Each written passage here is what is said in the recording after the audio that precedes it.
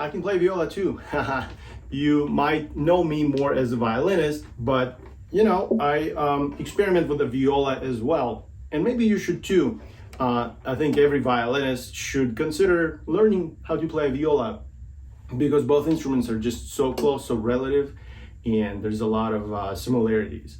Anyway, it's fun to try something new, experiment something new, and I hope you guys appreciate my little experimental videos, and I hope they get a little bit of views. If you're enjoying this, I'm gonna try and record this entire book, the fundamentals, the foundation studies of the Wohlfahrt etudes for a viola. They're based on violin repertoire, of course, but great for viola players as well. And I hope to see you in the next video. Thank you very much. Check out the playlist that I created for this book.